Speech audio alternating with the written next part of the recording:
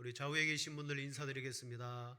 하나님께서 오늘도 우리에게 복을 주십니다. 말해놓고 보니까 너무 기네요. 네. 우리 찬양 은혜 받으셨죠? 네. 우리 지난 찬양제 때 많은 분들이 오셨지만 또 함께하지 못한 분들이 또 이 찬양을 들으시고 또 은혜가 되신 줄로 믿습니다. 여러분, 스포츠에는 그냥 우승, 누가 1등 했느냐 2등 했느냐 그것을 따지는 경기도 있지만 기록을 내는 경기가 있어요. 100m, 마라톤, 또 역도, 얼마나 빨리 뛰었느냐, 얼마나 무거운 걸 들었느냐, 이걸 기록 경기라고 합니다. 그래서 스포츠에는 세계 기록이라는 분야가 있어요. 사람이 육체로 낼 수 있는 최고의 능력치로 기록을 내는 것입니다. 물론 지금 세계 최고 기록이 있지만 아직까지는 최고지만 끝내 또 어떤 사람이 그 임계점을 뛰어넘는 사람이 등장할 거라는 거죠. 그럼에도 불구하고 그 최고 기록은 그 이상 더 월등히 우리가 상상할 수 없을 정도의 기록으로 나오지는 않아요. 왜냐하면 사람은 육체적인 한계를 가지고 있기 때문입니다. 우리가 100m를 5초에 끊겠습니까? 지금도 9점 몇 초, 아마 9.8초인가 그럴 거예요. 그거보다 0.00 몇 초, 그렇게 빨리 달릴 수 있을지언정 1초를 단축하는 것도 너무 어렵고 힘들 뿐이죠. 자, 이와 같이 우리 자신들도 이것은 나의 한계로구나, 그런 한계들을 가지고 있어요. 자, 그러면 보편적으로 많은 한계가 있지만 한 3가지 정도만 들어보겠습니다. 사람은 시간의 한계 속에 살아갑니다. 여러분, 우리 모두는 정해진 시간의 제약에서 벗어날 수가 없습니다. 우리에게 주어진 평생이라는 시간은 다 다릅니다. 그래서 이 모세는 그 시간의 때를 어림잡아서 우리의 연수는 70이요 강건하면 80이다 라고 말했습니다. 더 짧을 수도 있죠. 하지만 주어진 그 시간 속에서 우리는 먹고 일하고 모든 활동들을 내 마음대로 하는데, 그러나 내 마음대로 하는 것 같이 여겨지지만 실상 시간을 내 뜻대로 하지 못합니다. 마음대로 안 되더라는 거죠. 가장 대표적인 예가 뭐예요? 내일의 계획을 세워 놓았는데 그 내일이라는 시간이 나에게 오지 않을 수가 있어요. 야고보서 4장 14절에 말합니다. 내일 일을 너희가 알지 못하는도다. 너희 생명이 무엇이냐? 너희는 잠깐 보이다가 없어지는 안개니라. 아멘.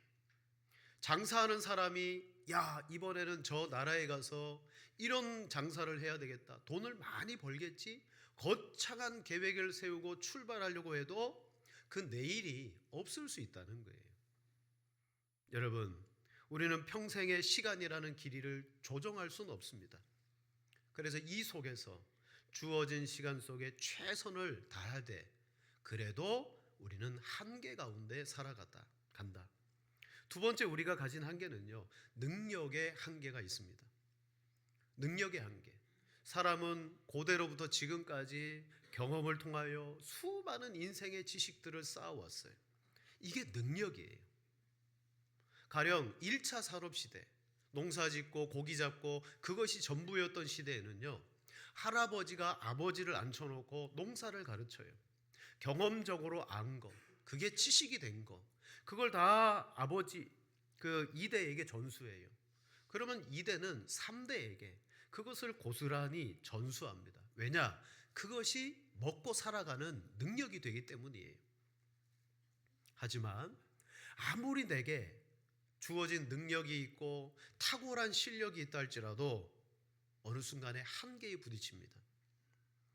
이스라엘의 갈릴리라는 호수가 있죠. 거기에 베드로, 안드레, 야고보, 요한, 이들은 두 형제들이에요. 어려서부터 배를 탔고 고기를 잡는 아주 능수능란한 뱃사공이고 어부입니다. 어느 날 예수님께서 건너편으로 가자라고 말씀하셨죠. 그리고 함께 제자들이 배를 타고 건너가는데 거친 광풍이 일어나 이 배를 조절할 수가 없는 거예요. 성경은 이렇게 말합니다. 마태복음 4장 37절에 큰 광풍이 일어나며 물결이 배에 부딪혀 들어와 배에 가득하게 되었더라.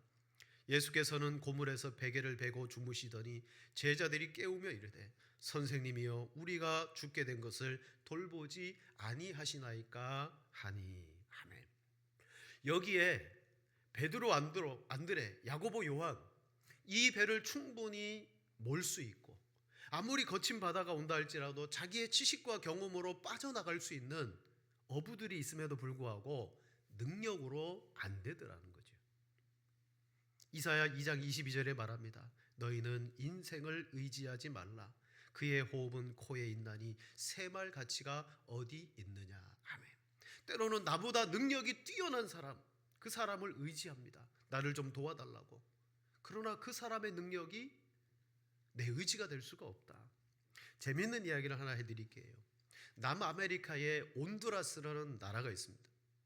그 나라에 콜루테카라는 강이 흐르고 있는데 이 나라에서 하도 대서양 쪽에서 허리케인이 몰아치니까 이 강을 안전하게 건널 수 있는 이 허리케인이 와도 견디는 튼튼한 다리를 지어야 되겠다.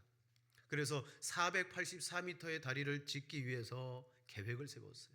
근데 온두라스에는 그런 다리를 지을 능력이 없었어요. 기술이 없었어요. 일본의 유명한 건설 회사에게 부탁하고 튼튼한 다리를 지었습니다. 그리고 이 다리의 이름을 콜루테카라 그렇게 불렀어요. 자, 이상한 일이 벌어졌습니다. 다리를 완공하고 채 1년이 지나지 않고 미치라는 허리케인이 들이닥쳤습니다. 이 강한 허리케인이 들이닥쳤을 때 여러분 다리가 어떻게 되었을까요? 튼튼했습니다. 견고했습니다. 무너지지 않았어요. 근데 문제가 벌어졌어요. 사진을 한번 보여드릴게요. 다리는 튼튼했는데 허리케인이 강물 줄기를 바꿔버린 거예요. 양쪽의 길은 다 사라지고 육지에 덩그러니 다리라는 조형물이 된 거예요. 여러분, 최고의 능력과 기술로 다리를 지었는데 튼튼하기는 했는데 자연이라는 섭리 앞에 인간의 능력은 한계더라. 물론 저것도 포크레인으로 파가지고 다시 강물로 옮길 수 있겠죠. 그러나 뭘 말합니까? 이것은 정말 세계적으로 쓸모없는 다리라는 명성을 얻게 되었는데 이거예요. 아무리 인간의 능력으로 모든 걸 다 만들고 주장한다 할지라도 아무리 돈을 많이 썼다 할지라도 이 자연이라는 섭리 앞에 인간은 연약하고 초라하구나. 인간의 능력은 무한한 게 아니구나. 그런 것을 여러분 가르쳐 줍니다. 능력의 한계 우리에게 있습니다. 그리고 마지막 세 번째 한계는 뭐냐? 수용의 한계예요. 우리는 시간도 한계요. 그리고 능력도 한계요. 이런 한계가 있어요. 그러면 사람은 알아야 되고 배워야 돼요. 누군가 이런 인생이 우리라는 것을 가르쳐 줄 때 그걸 받아들이는 거죠. 성경이 봐라, 이게 인생이다. 이게 너희의 모습이다. 얼마나 연약하냐. 너희 인생이 얼마나 가치가 없느냐. 허무하냐. 진리의 성경이 우리를 가르쳐 줄 때 수용이라는 말은 문화나 사상, 주장이나 요청을 그대로 받아들이는 걸 말해요. 수용한다. 근데 사람은 이 수용의 한계에 쌓여 있어요. 내가 그동안 배웠던 경험, 나의 지식, 그것이 내 인생을 살아가게 만드는 능력이거든요. 그런데 성경을 가지고 누군가 이것이 인생이고 이게 진리야 라고 말할 때 사람은요, 자신의 이성과 합리성을 가지고 설득이 안 되면 수용하지 않아요. 비이성적이고 비합리적이면 더 받아들일 수가 없어요. 성경 보세요. 하나님이 천지를 창조하셨다. 하나님이 그 아들 예수 그리스도를 이 땅에 보내셨다. 죄 없으신 그분이 내 죄를 위하여 십자가에서 대속해서 대신 죽으셨다. 누구든지 그 예수님을 믿는 자는 그의 부활하신과 같이 영원한 생명을 얻고 우리도 부활한다. 죽었던 사람이 살아난다라는 얘기예요. 영원한 천국과 영생을 얻는다는 진리입니다. 아무리 교회가 복음을 전해도요, 내 이성과 합리성의 근거에서 못 받아들이는 거예요.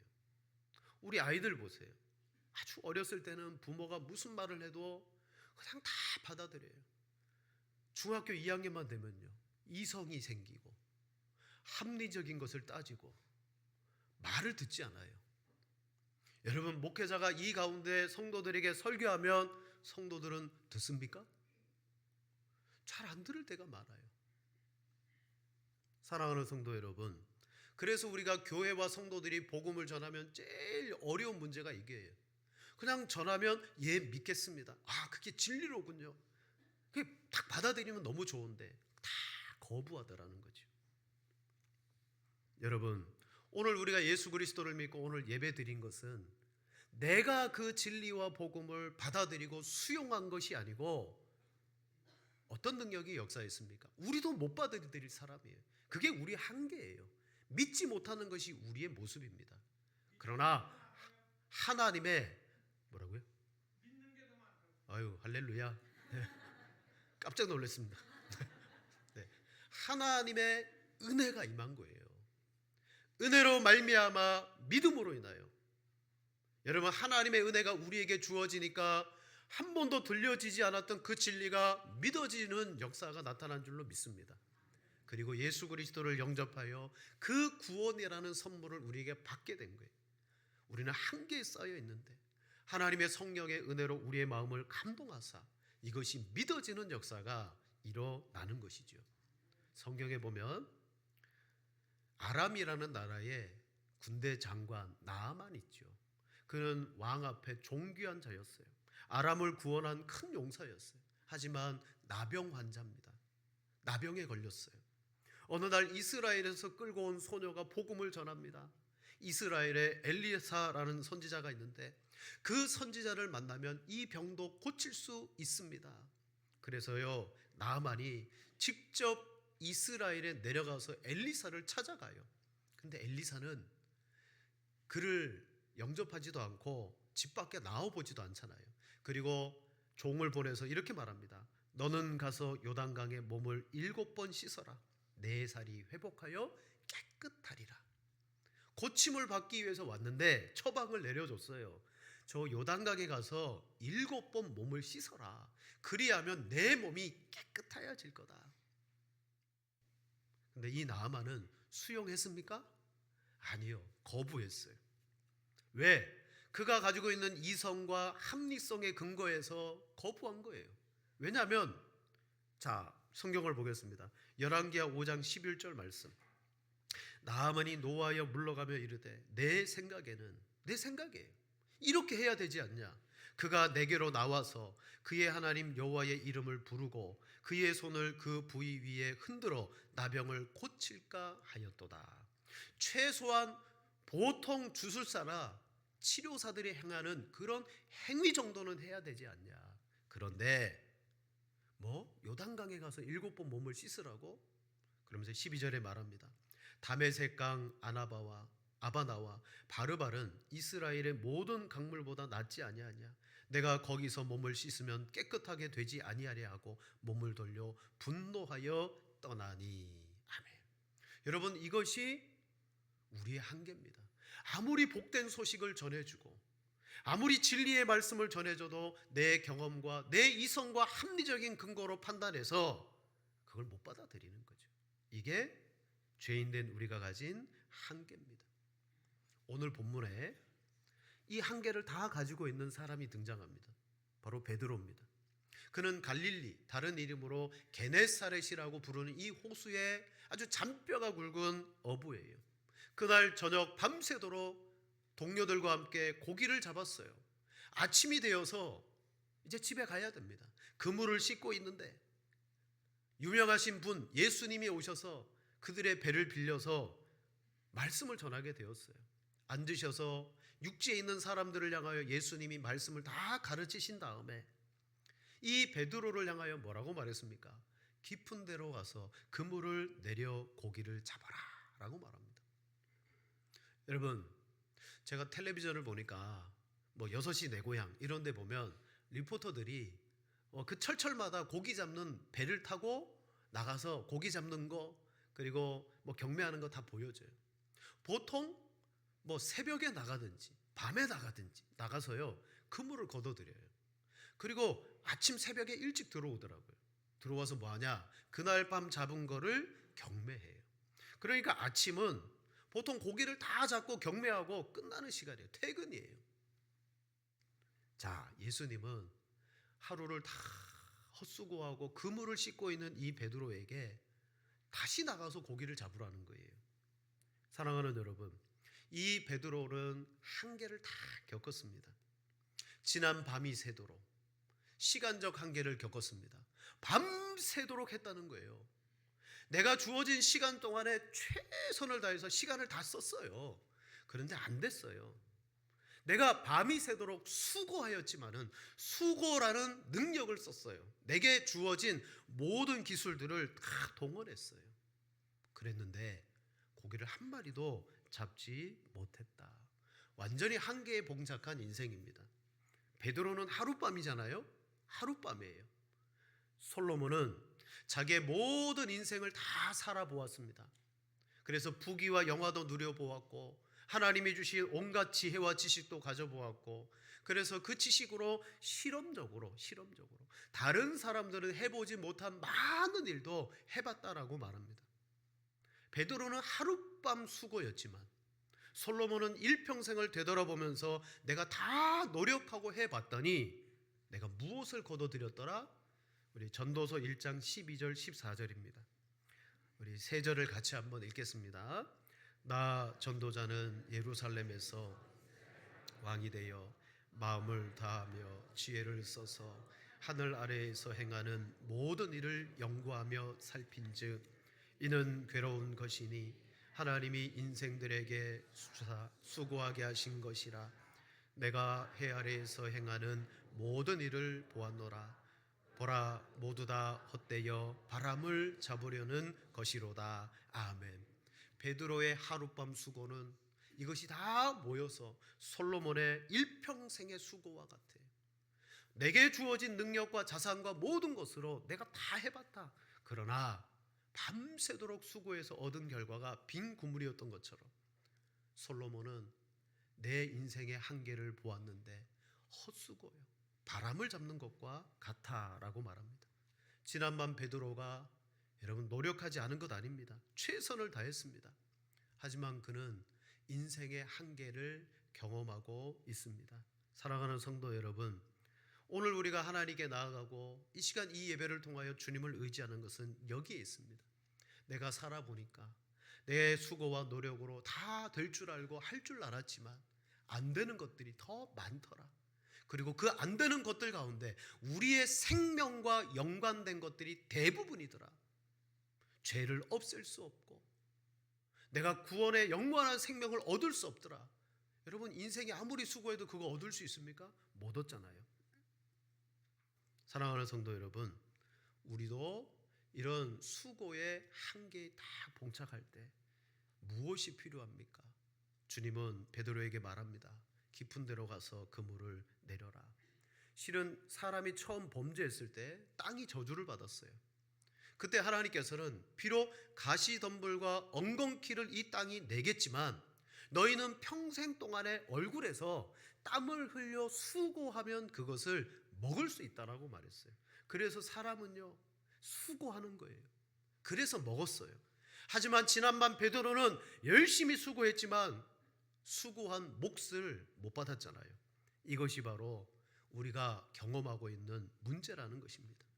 사랑하는 성도 여러분, 이때 예수님께서 이 한계의 베드로에게 깊은 데로 가서 그물을 내려 고기를 잡아라 라고 말합니다. 베드로는 기술자입니다. 기술자예요. 여러분, 보통 요즘 귀농하고 귀역, 어촌으로 내려가시는 분들이죠. 도시에서 살다가 내려가는 분들. 베드로는요 1년 전에, 한 달 전에 귀여한 그런 사람 아닙니다. 처음부터 이 갈릴리 호수에서 고기를 잡던 사람입니다. 기술자예요. 전문가예요. 여러분, 보통 이 기술과 전문을 가지고 있는 사람들은 고집이 있어요. 그래서 또 다른 기술자가 와가지고 아이고 그렇게 하지 마, 이렇게 하면 더 좋아 라고 말하면 되게 싫어합니다. 내가 하는 방식이 있는데, 다른 사람의 방식을 가르치면 진짜 싫어해요. 화냅니다. 예수님은 고기를 잡아 본 적이 없어요. 근데 기술자인 베드로에게 이 아침에 깊은 데로 가서 고기를 잡으라라고 코치해 줍니다. 간섭해 줍니다. 이때 베드로가 했던 말이 그거죠. 선생님, 우리가 밤이 새도록 고기를 잡았지만 못 잡았다. 여러분, 하지만 이렇게 말합니다. 선생님, 선생님의 말씀에 의지하여 제가 그물을 내리리이다 라고 말해요. 여러분, 이 표현이 어떤 표현이냐면 거기에 선생님과 말씀이 들어있지만 베드로의 야, 믿음의 순종이구나 라고 우리는 말할 수 있어요. 뒤에 보면 예수님을 누구라고 부르냐면 주여라고 불러요. 선생님, 선생님의 말씀에 의지해서 제가 그물을 내리겠습니다 라고 했던 베드로가 고기를 엄청나게 삶은 표적을 경험한 결과 예수님의 무릎 앞에 꿇어 엎드려서 주여 나를 떠나소서 나는 죄인입니다라고 완전히 상반된 반응을 보인다고요. 그러니까 선생님의 말씀에 의지해서 그물을 내리겠다는 것은 지금까지 선생님이 저 사람들에게 하나님의 나라와 좋은 가르침을 주신 것을 제가 들어보니까 존경받으실 만한 분입니다. 그래도 선생님 체면 생각해서 제가 한번 해드리겠습니다. 그거예요. 제가 한번 해드리겠습니다.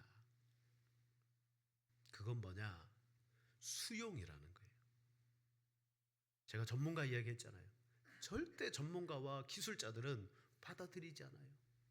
사람들은 나보다 조금 더 권위 있는 사람의 그 말을 권위 때문에 받지 받고 싶지 않을 때가 너무 많아요. 베드로는 아주 부드럽게 말합니다. 밤새도록 수고하였으되 잡은 것이 없지만은 말씀에 의지하여 내가 그물을 내리겠습니다 라고 말했어요. 여기서 중요한 것은 지금까지 내 인생에 이 한계에 봉착했지만 그래요, 선생님의 말씀에 한번 제가 따르겠습니다. 여기에 역사가 일어나는 거예요. 여러분, 우리가 교회를 한 번도 오지 않았어도 신앙생활을 내가 모르고 예수님을 몰랐다 할지라도 가족 중에, 이웃 중에 오늘 나와 함께 교회 한번 가보자고, 오늘 나와 함께 예배 한번 드려보자고, 여러분 그 말에 완강히 거부했던 내가 그래 내가 한번 예배 드릴게, 내가 한번 갈게 라고 수용하는 이것 자체가 뭐냐? 오늘 베드로와 같이 아직까지는 구원에 내가 진리를 모른다 할지라도 이분이 주님이시고 내가 죄인이라는 사실을 모른다 할지라도 그것을 수용하는 것 자체가 놀라운 역사더라는 거죠. 여러분, 우리 안에 하나님의 역사가 나타날 때가 언제입니까? 내가 말씀을 듣고 결단해야지 라고 할 때가 아니에요. 하나님의 말씀이 내 귀에 들릴 때 역사가 일어나는 줄로 믿습니다. 들려야 결단도 나타나고 역사가 일어나는 거예요. 듣는 거예요. 그래서 성경은 이렇게 말합니다. 믿음은 들음에서 나며 들음은 그리스도의 말씀으로 말미암는다. 우리가 가지고 있는 이 세 가지 외에 많은 한계를 깨트리는 능력이 어디 있느냐? 하나님은 지금도 말씀하시더라고요. 오늘 우리 인생이 들어야 될 그 말씀을 주셔요.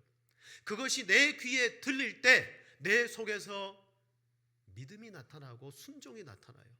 그렇게 순종했더니 성경을 보세요. 순종하는 사람들에게 사람이 할 수 없는 놀라운 역사들이 일어나잖아요. 기적이 나타나고 하나님의 표적과 역사가 나타나는 것은 다 어디로부터다? 하나님의 말씀을 받아들이고 수용하는 것이다. 그는 예수님을 좋은 랍비, 선생님으로 여겼고 존중하는 마음으로 그물을 내렸을 때 두 배가 그물이 찢어지고 배가 가라앉을 정도로 엄청난 고기를 잡게 되었습니다. 지금까지 그렇게 잡아본 적이 없어요. 사랑하는 여러분, 인생은 우리의 힘과 능력으로 살아가는 게 아닌 줄로 믿습니다. 그래서 성경은 뭐라고 말해요? 사람이 떡으로만 사는 것이 아니요 오직 하나님의 입에서 나오는 모든 말씀으로 사는 줄 아느니라. 하나님의 말씀으로 우리가 살아가요. 예수님께서 십자가에서 죽으시고 예루살렘에 소동이 일어났어요. 시신이 없어졌대요. 또 어떤 사람들은 부활했다라고 말해요. 그때 이 소동 속에 예수님의 그 부활을 믿지 못하고 엠마오로 내려가던 두 제자가 있잖아요. 호련히 예수님이 나타나서 부활하신 예수님이 그들과 동행합니다. 그리고 함께 먹을 거를 먹기를 위해서 식당에 들어가서 떡을 떼는데 또 호련히 예수님이 사라졌어요. 그때 이게 무슨 일이냐라고 서로 어안이 벙벙할 때 한 사람이 이렇게 말합니다. 누가복음 24장 32절에 그들이 서로 말하되 길에서 우리에게 말씀하시고 우리에게 성경을 풀어 주실 때에 우리 속에서 마음이 뜨겁지 아니하더냐. 아멘. 여러분, 예수님을 경험했고 만났고 근데 예수님이 죽으셨어요. 다 끝난 줄 알았어요. 이게 끝이다 라고 생각했던 이 제자들 속에 예수님께서 성경을 그들 속에 풀어 주실 때 마음이 뜨거워지면서 그들은 다시 엠마오로 가던 길을 돌이켜 예수님께로 올라갔습니다. 말씀을 정리합니다. 여러분, 고백하십시오. 우리는 진짜 한계를 가진 사람입니다. 그때 무엇을 통하여 발견하게 되느냐?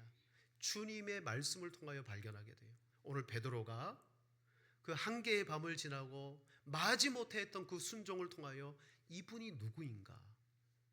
하나님임을 고백합니다. 엎드려서 주여 나를 떠나소서 나는 죄인이로소이다. 여러분, 죄인이라는 것이 우리의 한계인 거예요. 우리는 죄인입니다. 로마서 7장에 말합니다. 오호라 나는 공고한 자로다. 이 사망의 몸에서 누가 나를 건져내랴. 내 육체 속에 죄가 역사하고 있다는 사실을 알게 되어지는 순간 어떻게 내가 이것을 해결할 수 있지? 나는 사망이로구나 라고 말할 수밖에 없는 거예요. 여러분, 말씀을 들으면요 내가 죄인이라는 한계가 딱 드러나요. 그럼 무엇이 필요해요? 이 문제와 한계를 해결해 줄 분이 누가 있느냐? 성경은 이렇게 말씀합니다. 오라 나는 공고한 사람이로다. 이 사망의 몸에서 누가 나를 건져내랴. 우리 주 예수 그리스도로 말미암아 하나님께 감사하리로다. 아멘. 한계에 놓여 있는 그가 오직 예수 그리스도께 감사합니다. 여러분, 예수님은 우리를 이 인생의 한계 가운데 해방시켜 주시고 우리로 하여금 놀라운 삶을 살게 하시는 분이 되시는 줄로 믿습니다. 그래서 그 아들의 음성, 그 말씀을 듣는 순간 우리는 살아나게 되는 것이고 그 아들의 말씀이 우리를 살게 하실 줄로 믿습니다. 여러분, 말씀을 들으십시오. 하나님의 말씀을 가까이 하십시오. 그 말씀을 여러분이 읽고 듣고 이 말씀을 대할 때 거기에 우리 인생의 한계가 깨어지는 역사가 반드시 나타납니다. 그리고 죄인됨이 발견되어지고 그리고 이 말씀이 말하고 있는 진리이신 주님, 예수님을 만나서 그 예수님을 내 인생의 주인과 목자로 삼으며 그 예수님 없으면 나는 아무것도 아닙니다 라는 고백이 일어나게 될 줄로 믿습니다. 말씀을 사랑하시고 주님의 주되심을 여러분 인생 가운데 인정하며 여러분 주님이 내 목자가 되시면 주님은 우리를 늘 푸른 초장 쉴 만한 물가로 내 뜻대로가 아니라 주님의 뜻대로 인도해 주실 줄로 믿습니다.